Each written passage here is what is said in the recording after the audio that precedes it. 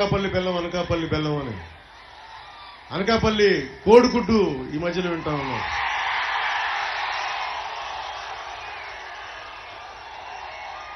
కోడి గుడ్డు పెట్టింది, ఇంకా బతుకుతా ఉంది. ఈ వైసీపీ కోడి ఒక డిప్యూటీ సీఎంని ఇచ్చింది, 5 పోర్ట్ఫోలియోలకు మంత్రినిచ్చింది, ఒక విప్నిచ్చింది, కానీ 1 కిలోమీటర్ రోడ్డే లేకపోయింది.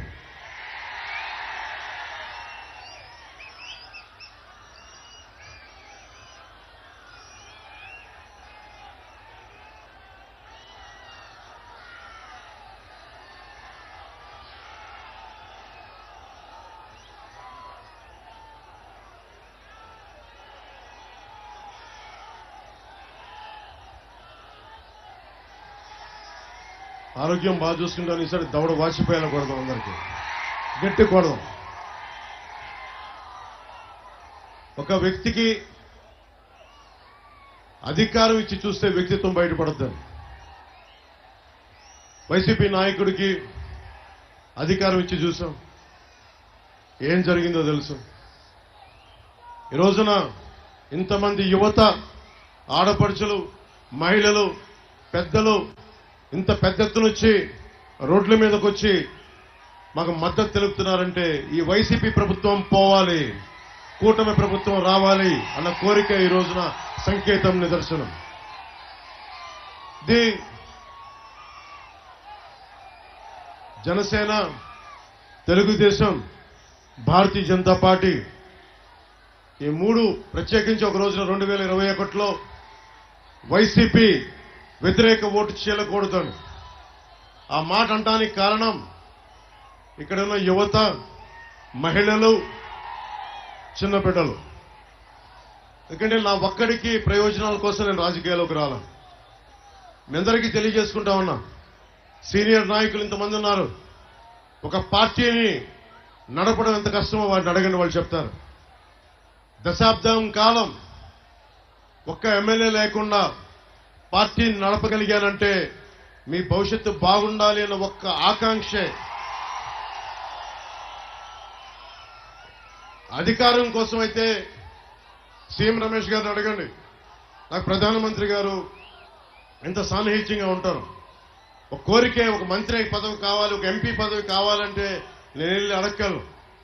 కానీ నాకు కావాల్సింది మీ భవిష్యత్తు బాగుండాలి, మన రోడ్లు బాగుండాలి, ఆడబిడ్డలకి భద్రత ఉండాలి, ఆడపిల్లలకి ఉపాధి అవకాశాలు ఉండాలి, వాళ్ళల్లో ఎంటర్ప్రెన్యూర్స్ ఉండాలి. నిజంగా అన్ని పథకాలు అందరికీ చేరాలి. అమ్మఒడి పథకం మీకు తెలుసు,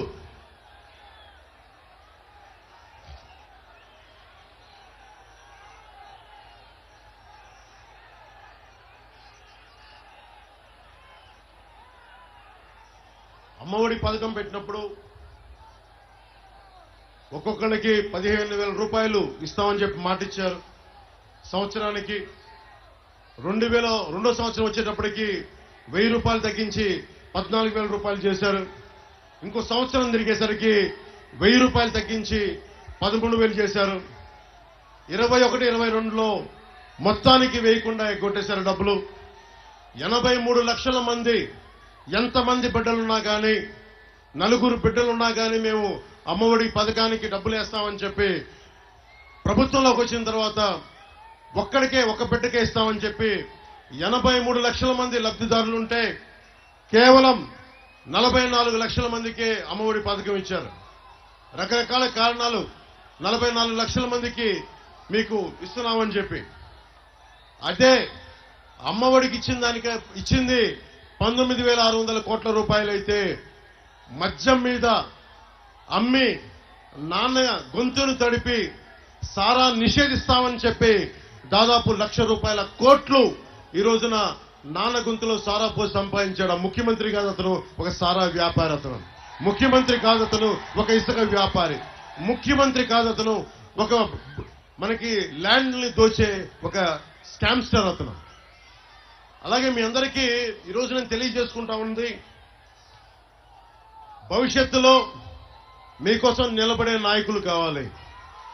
జనసేన నిజంగా త్యాగం చేశాం. ఈ రోజున ఎక్కడికి వెళ్ళినా అశేష ప్రజాభిమానం ఉంది. ఏ పార్టీకైనా సరే ఇంత ప్రజాభిమానాన్ని మా పార్టీకి సొంతం చేసుకోవాలన్న ఒక స్వార్థం ఉంటుంది. ఆ స్వార్థాన్ని దాటి నేను మీకోసం వచ్చానంటే ఒక్క తప్పు కూడా జరగకూడదు. అందరి శక్తులు కలవాలి. కేవలం 21 అసెంబ్లీ స్థానాలు, 2 పార్లమెంట్ స్థానాలు, అనకాపల్లి పార్లమెంట్ స్థానం జనసేన అయినప్పటికీ కూడా కేంద్ర నాయకత్వం అభ్యర్థుల మేరకు సీఎం రమేష్ గారిని భారతీయ జనతా పార్టీ అభ్యర్థిగా మనస్ఫూర్తిగా గెలిపించాలి. వారిని ఇవన్నీ ఎందుకు చేస్తున్నాం మేము? రేపు పొద్దున ఒకసారి మీరు ఊహించుకోండి. అన్ని పథకాలు చెప్తాం, అన్ని పథకాలు చేస్తాం. మీకు తెలుసు మన 6 పాయింట్ ఫార్ములా ఏమేం భవిష్యత్తులో చేయబోతున్నాం. మన నాయకులందరూ ఇంటింటికి డోర్కి తిరిగి తెలియజేస్తా ఉన్నారు. వాటన్నిటికంటే కూడా నేను మీకు ఒకటి తెలియజేసుకుంటా ఉన్నా. రేపు పొద్దున అసెంబ్లీలో మీరు ఊహించుకోండి, ఒక కొనతాల గారు, మనకి మనోహర్ గారు, అలాగే మనకి మండలి బుద్ధప్రసాద్ గారు, ఇలాంటి బలమైన నాయకులు రేపు పొద్దున అసెంబ్లీకి వెళ్లి మన కూటమి ప్రభుత్వంతో ఏర్పడి మీ ప్రతి సమస్య కోసం పోరాడితే గొంతు ఎంత బాగుంటుందో, ఎంత బలమైన గళ వినిపించగలమో మీరు ఊహించుకోండి.